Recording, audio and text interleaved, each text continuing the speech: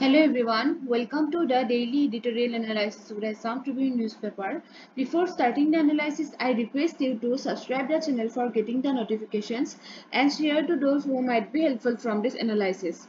A telegram link is given in the comment section through which you will be given important PDFs. Let's start today's important articles. The first article is Sustainable Urbanization in Northeast. তো চাওক recently শ্বিলঙত এটা meeting হৈ গৈছে আৰু এই মিটিংটো কিহৰ ওপৰত মানে সাস্টেইনেবল আৰবানাইজেশ্যনৰ ওপৰত আৰু কাৰ মাজত হৈছে এইটো Delhi and Guwahati based building architecture interiors and construction আৰু শ্বৰ্ট ফৰ্মত আমি বেগ বুলি ক'ব পাৰোঁ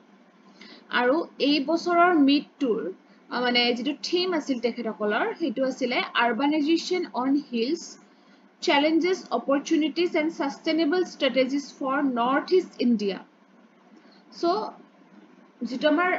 rapidly urbanization হৈ আছে হেতুৰ কি challenge আছে আৰু মানে হিলি এৰিয়াৰ ওপৰত urbanization টো বিষয় আছে বিশেষকে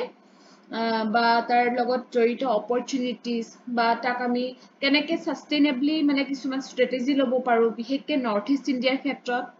সেই বিষয়ে ইয়াত মানে তেখেতসকলে ইয়াতে সেই মিটিংখনত আলোচনা কৰিছিল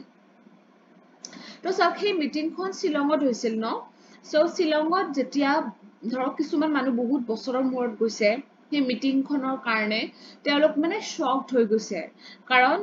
তেওঁলোক যেতিয়া আগতে গৈছিল তেতিয়া শ্বিলঙত এটা ধুনীয়া গ্ৰীনাৰী পিকচাৰ দেখা পাইছিলে কিন্তু এতিয়া তেখেতসকলে দেখা পাইছে যে তাতে সেই গ্ৰীনৰ জাগাত কিছুমান কংক্ৰিট বিল্ডিংছ কিছুমানে জাগা লৈ লৈছে মানে কনষ্ট্ৰাকশ্যনৰ নামত সেই গ্ৰীন এৰিয়াবিলাক নাইকিয়া হৈ গৈছে লগতে গুৱাহাটীতো কি হৈছে সেই আৰবানাইজেশ্যনৰ কাৰণেই মানে এইটো জানো কালি পৰহিৰ ভিতৰতে আমি গম পাইছো ন কি হৈছিলে ডাষ্ট ষ্টৰ্ম হৈছিলে গতিকে যেটোৱে নেকি গোটেই মানে গোটেই চিটিখন ডাষ্টি কৰি দিছিলে গতিকে এইবিলাক আৰবানাইজেশ্যনৰ কাৰণে হৈছে মানে আৰবানাইজেশ্যনটো মানে আনহেল্ডি ৱেট কৰিছে সাস্টেইনেবল মেনাৰত কৰা হলে এনেকুৱা নহলহেঁতেন তো আপোনালোকক মই আৰবানাইজেশ্যন লগত ৰিলেটেড মানে কিছুমান মানে কোনবিলাক পদ্ধতি ফলো কৰিলে আৰবানাইজেশ্যনটো ফ্ৰুটফুল হ'ব সেনেকুৱা ধৰণৰ আৰ্টিকলো আগতে পঢ়াইছোঁ গতিকে সেই কম্পাইলেশ্যনবিলাক আপোনালোকে অকণমান খুলি চাব তেতিয়াহে বস্তুবিলাক আপোনালোকৰ মেমৰাইজ হ'ব এতিয়া চাওক চ' দ্য বেগ connect 2025 conference in an opportunity to stop the proliferation of poorly planned buildings আৰু তেখেতসকলে সেই যে মানে বিশেষকে এইটো কথাটো পাতিছে আৰবানাইজেশ্যনৰ লগত ৰিলেটেড লগতে আৰু এটা তেওঁলোকে কথা ডিছকাছ কৰিছে যে আমাৰ নৰ্থ ইষ্টৰ দৰে হিলি এৰিয়াত মানে যিবিলাক বিল্ডিংছ বনোৱা হয় সেইবিলাক আচলতে অকমান মানে ডিছকাছ কৰি বনাব লাগে কাৰণ আমাৰ সেই এৰিয়াটো নৰ্থ ইষ্ট এৰিয়াটো চিছমিক জোনত মানে আছে য'ত নেকি কিছুমান জাগাত জোন 5ও পৰি যায় জোন 5টো জানে the most vulnerable to high intensity আৰ্থকুৱেকৰ লগত ৰিলেট হয় গতিকে সেনেকুৱা এটা আৰ্থকুৱেক প্ৰন এৰিয়াত অকমান সেই ডিজাইনছবিলাক বিল্ডিংছৰ বা ধৰক মেটেৰিয়েলছবিলাক সাস্টেইনেবল মেটেৰিয়েল হ'লে ভাল গতিকে এই ধৰণৰ বস্তুবিলাক আলোচনা কৰিছিলে যিহেতু এইটো এটা আৰ্কিটেকচাৰৰ লগত ৰিলেটেড এটা সেয়া হয় কোম্পানী হয় So the BEG discussed the challenges like land instability, water management and cultural preservation. এনেকুৱা ধৰণৰ কথাও পাতিছে মানে এজ এ হোল যিখিনি আমাৰ প্ৰব্লেম হৈ আছে নৰ্থ ইষ্টত সেই কথাখিনিয়ে পাতিছে and explored whether it is possible to include the above features while creating building plans so that there is a balance between development and sustainability. The development আমাক লাগিব তাৰ লগতে কিন্তু আমাৰ sustainability-টো বহুত important হয় আৰু সেই মিটিংখনতে এটা কথা মানে তেখেতসকলে গম পাইছে যেটো নেকি তেওঁলোকক বহুত ইন্টাৰেষ্টেড কৰিলে এই কথাখিনি আমি আগতেও পঢ়িছো যে মিজোৰামৰ কোনো আৰবান প্লেনিং ডিপাৰ্টমেন্ট নাই কাৰণ তেখেতসকলে অলৰেডি বুজি গৈছে যে হিলি ষ্টেট এখনত আৰবান প্লেন কৰি লাভ নাই কাৰণ সেইটোৱে কি কৰিব বিপদে চপাই আনিব বা নাগালেণ্ড ষ্টেটখনত যদিও আছে সেনেকুৱা ডিপাৰ্টমেন্ট এটা কিন্তু তেখেতসকলে এইটোক মানে কি কৰিছে মানে ইগনোৰ কৰি দিছে যে এনে আছে ডিপাৰ্টমেন্টটো আৰু তাৰ লগতে আইবান মাউখ্ৰ তেখেত হল এজন senior architect who belongs to Meghalaya and তেওঁ সেই same sentiment দেখাইছে এতিয়া মানে যে আমিও এনেকুৱাই হ'ব লাগে আসলতে কাৰণ urbanization ইমান হিলি এৰিয়াত কৰিলে আমাৰ কোনো প্ৰফিট নাই বৰঞ্চ আমাৰ লছ হে আছে এতিয়া চাওক আপোনালোকক এটা ইয়াতে কি দিয়া হৈছে এজন আৰ্কিটেক্টৰ বিষয়ে দিয়া হৈছে venue Daniel and he is the founder of Wall Makers, a pioneer in sustainable and experimental architecture. মই ইয়াতে তেখেতৰ ফটো এখন লগাইছো ওপৰত ডেনিয়েলৰ এখন পিকচাৰ আৰু তেখেতে এনেকুৱা সাস্টেইনেবল মেটেৰিয়েল দি বনোৱা এইটো এটা মানে কনষ্ট্ৰাকচন হয় so তেখেতৰ বিষয়ে অকমান পঢ়ো to চাওক he narrates how he incorporated discarded vehicle tires into construction so আমাৰ ইণ্ডিয়াত বহুত খিনি টায়াৰ্স পাইলড আপ হৈ থাকে ডাম্পড হৈ থাকে গতিকে ডেনিয়েলে কি কৰিছে সেই টায়াৰ্স খিনি ইউটিলাইজ কৰিছে আৰু সেইখিনি কনষ্ট্ৰাকচনৰ কামত লগাইছে and the end result is buildings that use waste materials yet serve as effective construction materials যে এটা কনষ্ট্ৰাকচনত কামত অহা এটা বস্তু হয় Daniel's excellent projects like the Toy Story and Kochi Majories Biennial Pavilion এখিনিও তেওঁলোকৰ মানে তেওঁৰে মানে হেয়া আৰু ইনভেনশন হয় His advocacy for locally sourced and recyclable materials for environmentally responsible building practices so তেওঁ মানে যাতে যিবিলাক বস্তু আমি লোকেলি পাব পাৰো বা যিখিনি বস্তু ৰিসাইক্লেবল হয় সেই বস্তুখিনিক আমি ইউজ কৰিব পাৰো মানে যে পলিউশন হোৱাতকে আমি সেই বস্তুখিনিক ৰিসাইকেল কৰোচোন যেনেকৈ ধৰক প্লাষ্টিকৰ কথা আমি ক'ব পাৰো হেনেকে ধৰি ল'ব পাৰো so here a construction technique known as the debris wall is now patented so patent মানে তো জানে আপোনালোকে so it a patent or level of pori goise debris wall to a debris wall is related with which person it more about Finu Daniel and Daniel specializes in using debris and discarded items as well as mud stones and recyclable like tires to create eco-friendly and cost-effective buildings okay so eto apunaloke এখন এসেটো use কৰিব পাৰিব ধুনিয়াকে এনেকটো হিচাপেও পাৰিব আৰু মাজত যদি আপোনালোকে environment related বা ৰিসাইকেল মানে হেনেকুৱা ৰিলেটেড যদি টপিক হয় আপোনালোকে ধুনিয়াকে এটো ইউজ কৰিব পাৰিব তাৰছত সব নেক্সট আৰ্টিকেলটো আহিছো সেভ হাতি উঠা পাহাৰ সো হাতি উঠা পাহাৰটো ক'ত আছে মায়ঙৰ ওচৰত আছে আৰু এটা মানে এটো এটা shocking news হয় যে আমাৰ আসাম স্টেট গভৰ্নমেন্টে অৰ্ডাৰ দিছে যে ঠিক আছে যে গ্ৰেনাইট মাইনিং কৰিব কাৰণে ক্লিয়াৰ কৰিব দিছে হাতি উঠা পাহাৰখন গতিকে চাওক সেই পাহাৰখন বহুত ৰিচ হয় আসলতে বা তাৰ আশে-পাশে থকা জাগাবিলাক বহুত মানে কি আৰু আপোনাৰ আৰু ধৰক এগ্ৰিকালচাৰ ফিল্ড আছে ওয়েটল্যান্ডস আছে এনেকুৱা ধৰণৰ মানে ৰিচ হয় কিন্তু হেইটো কাম কৰিলে কিন্তু হেই ধৰণৰ বস্তুবিলাকত বহুত হাৰ্ম পৰিব সো হাতি উঠা পাহাৰ is a isolated hill that has been nourishing the existence sustenance and the cultural identity of the local tribal inhabitants for ages they বহুত বছৰ আগৰ পৰাই তাতে থকা হেই যিখিনি ট্ৰাইবেল মানুহ হে মানে হে মানুহখিনিক সাপোৰ্ট কৰি আহিছে and all this বা কালচাৰেলিও তেওঁলোকে মানে হে পাহাৰখনৰ লগত মানে ৰিলেট হৈ আছে ওকে সো তাতে যেতিয়া এতিয়া গ্ৰেনাইট মাইনিং কৰিব কেনেকুৱা এটা হ'ব ন তো চাও কেনেকুৱা ধৰণৰ নেগেটিভ ইম্প্যাক্ট পৰিব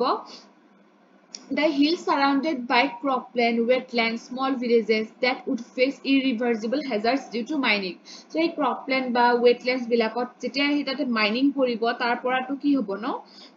মানে আপোনাৰ ইম্প্যাক্ট তো পৰিব ন নেগেটিভ ইম্প্যাক্ট তো গতিকে হেতু কিন্তু irreversible হ'ব আমি আৰু আগৰ অৱস্থাত ঘূৰাই নাপাও There will be severe air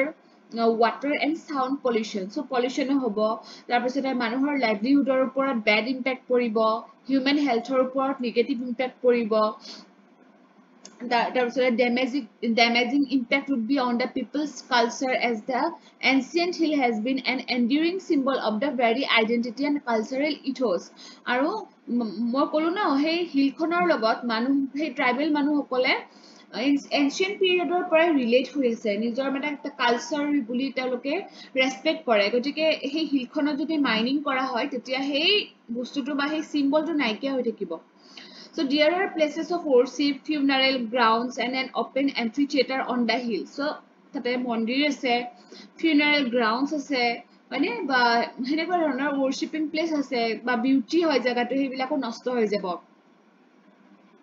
বা কেতিয়াবা কি হয় যেতিয়া ফ্লাড হয় সেই পাহাৰখনৰ ওচৰৰ মানে ওচৰৰ জায়গাবিলাকত তেতিয়া তাৰ মানুহবিলাকে তাতে কিছুদিনৰ কাৰণে শেল্টাৰ হিচাপে থাকিবলৈ ওকে বা লাইফ ষ্টক খিনিকে হয়তো থৈ যায় ফ্লাডৰ পৰা বাচিবৰ কাৰণে গতিকে সেইটো নাইকিয়া হৈ থাকিব সেই মানে শেল্টাৰ প্লেচটো further the hill harbours biodiversity including many monkeys, birds, reptiles এটোতো হবয়ে কাৰণ পাহাৰ এখনত কিমান স্পেচিছ থাকে ন সেইবিলাকৰ ওপৰত নেগেটিভ ইম্পেক্ট কৰিব আৰু ইনডাইৰেক্ট ইম্পেক্ট বহুত থাকে আচলতে এখিনি ডাইৰেক্ট ইম্পেক্ট হয় মানে so the fertile paddy fields are bound to get polluted and suffer sedimentation আৰু আপোনাৰ এগ্ৰিকালচাৰ আৰু ফিশিঙৰ ওপৰতো নেগেটিভ ইম্পেক্ট পৰিব so the entire area is replete with ecotourism আৰু এই গোটেই জায়গাখিনি ইকোটুৰিজমৰ কাৰণে এটা মানে বহুত এটা হে আছে মানে এটা চান্স আছে আৰু পটেনশিয়াল আছে কিন্তু যদি আমি এটা ধ্বংস কৰি দিও হেতু মানে হেতু ভৱিষ্যতে সেই যেটো মানে আমাৰ ইকোনমিক এম্পাৱাৰমেন্ট হ'ব পৰা যেটো এটা সুযোগ আহি আছে অপৰচুনিটি সেই অপৰচুনিটিটো এতিয়াই মানে মাৰি পেলোৱা যেন হ'ব গতিকে গভৰ্ণমেন্টে এবাৰ বস্তুটো মানে চালি জাৰি চাব লাগে আচলতে স্টেপ বিলাক লোৱাৰ আগত Then come to next article which is oral health and mental well-being. So আজি দিনটো World Oral Health Day হিচাপে observe কৰা হয় 20 মাৰ্চ মনত ৰাখিব so a France organization Federation Dentaire International initiated this day so কোনে initiate কৰিছে এটো মনত ৰাখিব এটো প্ৰিলিমছৰ কাৰণে ইম্পৰ্টেন্ট হ'ব ওকে so প্ৰথম observe কৰিছিল কিন্তু 12 September 2007 ত ওকে আৰু birthday of Charles Gordon যিয়ে নেকি সেই অৰ্গানাইজেচনটোৰ আপোনাৰ ফাউন্ডাৰ আছিল তেখেতৰ বাৰ্থডেটো সেলিব্ৰেট কৰাৰ কাৰণে আচলতে এটো মানে পালন কৰা হৈছিল আৰু এই বছৰৰ যেটো থিম হয় এটো হ'ব a happy mouth is a happy mind মানে আমাৰ যদি মুখখন ঠিকে থাকে দাঁতকেইটা ঠিকে থাকে হয়নে মানে কি আমাৰ প্ৰত্যেকটো অংগয়ে কি হয় ইম্পৰ্টেন্ট হয় গতিকে যেতিয়া আমাৰ কোনো বিষ নাই পেইন নাই তেতিয়াহে আমাৰ মনটো ভাল হৈ থাকে হয়নে নহয় সুস্থ দেহত সুস্থ মন বিৰাজ কৰে ন এনেকুৱা এটা আমাৰ আছে নহয় কোট গতিকে হেতুৱে কথা আচলতে ক'ব বিচৰা হৈছে ইয়াতে বাৰু ডাক্তৰকে কৈছে মানে বা অৰেল হেলথক মেন্টাল ওয়েলবিংৰ লগত ৰিলেট কৰিছে তাৰ পিছত আহু আমাৰ এনেক্ডটৰ ফালে সো আজিৰ টপিকটো হ'ল poets are the unacknowledged legislators of the world এটো UPSC 2022 টপিক আছিল তো চাব মানে ইয়াতে ক'ব বিচৰা হৈছে যে কবি সকল ওয়াৰ্ল্ডৰ unacknowledged legislator মানে কি যি সকলে ধৰক ৰুল কৰে বা ৰুলস বনায় তেখেত সকল মানে ৰুলাৰ্স হয় ওয়াৰ্ল্ডৰ কিন্তু তেখেত সকলক একনলেজমেন্টটো দিয়া নহয় বুজি পাইছে নে যেনেকৈ ধৰক এজন পলিটিক্যাল লিডাৰ থাকিব তেওঁৰ যিটো বনাব হেতুক একনলেজ কৰা হয় কাৰণ হেতু ৰুল হয় বা হেতু ল হয় কিন্তু পোয়েটজনে তেওঁৰ শব্দৰ জৰিয়তে লিখে আৰু মানুহে হেতু পঢ়ি পেলাই যেতিয়া ৰিয়েলাইজ কৰে আচলতে নে হয় তেওঁৰ কথাখিনিও শুদ্ধ আচলতে ইনডাইৰেক্টলি আচলতে লেজিসলেট কৰি থাকে ওয়াৰ্ল্ডখন হেতু বুজাব বিচৰা হৈছে so in the early 20th century India was a country bound in chains so জানেটো আমাৰ ব্ৰিটিছ ৰুল হৈ আছিল আমাৰ ইন্ডিয়াত আৰু সেই প্ৰটেষ্ট কৰাৰ সকলৰ মাজত এজন মানুহ আছিল মানে এজন পোয়েট আছিল বিশ্ববিখ্যাত বুলি কৈছো মই ৰবীন্দ্ৰনাথ টেগোৰ তেওঁতো নোবেল প্ৰাইজ পাইছিল হয়নে whose words ignited a fire in the hearts of millions so তেওঁৰ শব্দবিলাকে তেওঁৰ কথাবিলাকে মানুহৰ অন্তৰ চুই গৈছিল Although he was not a man of laws or policies, he didn't lead armies, yet his poetry, songs, and essays shaped the consciousness of an entire generation. আমি তেওঁ কিয় জানো কিয় তেওঁৰ কবিতাবিলাক ইমান ষ্ট্ৰং বুলি আমি জানো মানে বা কিয় ইম্পেক্ট পেলাব পাৰিছিল সেইখিনি সময়ত যদিও বা তেওঁ এজন পুলিচমেন নাছিলে বা এজন লয়াৰ নাছিলে বিকজ তেওঁৰ সেই ৱৰ্ডছ বিলাক বহুত ষ্ট্ৰং আছিলে যেনেকুৱা এটা poem আছে where the mind is without fire মানে এইটো বেংগলী মানে বেংগলৰ আছিল তো বেংগলীত লিখিছিলে চিত্ত জেঠা ভয়শূন্য okay so it became a vision of the free India that leaders like Gandhi and Nehru fought for so teo কথাখিনি লিখি গৈছে আৰু তেও সেই কথাখিনি পঢ়ি পেলাই ইগনাইট হৈ পেলাই গান্ধী আৰু নেহেৰুৰ দৰে লিডাৰ্স বিলাকে যুজি গৈছে আৰু সেই words বিলাকৰ কাৰণে ultimately আমি independence ঘূৰাই পালো One of the most remarkable instances of his poetic power came in 1919. So, কি হৈছিল 1919 জালিয়ানৱালাবাগ massacre হৈছিল হয়নে so যদি আপোনালোকে modern history পঢ়িছে আপোনালোকে নিশ্চয় পাইছে so জালিয়ানৱালাবাগ massacre হোৱাৰ ফলত কিমান মানে নিৰদোষী মানুহৰ মৃত্যু হৈছিল যেতিয়া open shot মানে কৰিছিলে হয়নে so তেতিয়া টেগৰক কি দিয়া হৈছিল অলৰেডি নাইটহুড দিয়া হৈছিল তেওঁৰ সেই পোয়েটিক নলেজ মানে সেই কাৰণে ব্ৰিলিয়েন্সৰ কাৰণে তেওঁ সেই নাইটহুডটো ঘূৰাই দিলে আৰু তাতে তেওঁ এখাৰি এনেকুৱা কবিতা লিখিছিলে the time has come when badges of honor make our shame glaring in this incongruous context of humiliation and I for my part wish to stand shorn of all special distinctions by the side of my countrymen so এনেকুৱা ধৰণৰ code বিলাক আপোনালোকৰ একদিনত মনত নাথাকে ধৰক এনেকুৱা ধৰণৰ এখন এছে আহিলে তেতিয়া এই সেম টু সেম লাইনটো যদি বহাব পাৰে আপোনালোকে সাপোজ এছেখনৰ আৰম্ভণিটোৱে আপোনালোকে এই কোডটোৱে ষ্টাৰ্ট কৰিলে কিন্তু পাৰা পৰ্যন্ত আপোনালোকে এনেক্ডটেৰে ষ্টাৰ্ট কৰিব এই কোড বিলাক মাজে মাজে ইউজ কৰিলে ভাল সো এনেকুৱা ধৰণৰ এটো অলপ বেছি দীঘল হয় কিন্তু ধৰক কোড বিলাক আপোনালোকে যদি মনত ৰাখে এতিয়া ভাল হয় আসলতে so these words echoed far beyond India so এই কোডটো গোটেই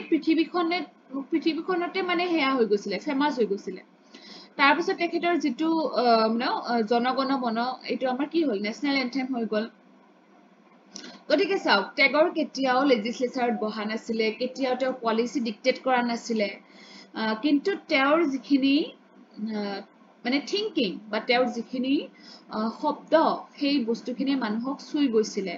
হয়নে so he was the unacknowledged legislator of his time proving that poetry doesn't merely decorate the world it directs its course গতিকে হেইটোৱে যে পোয়েট্ৰি টু এটা আনএকনলেজড লেজিসলেটৰ হয়ে বাট তাক একনলেজ কৰা নহয় হেইটোৱে ডিফাৰেন্স টো আসলতে ওকে সো আজিৰ কাৰণে এইখিনি আছিল thank you for watching the video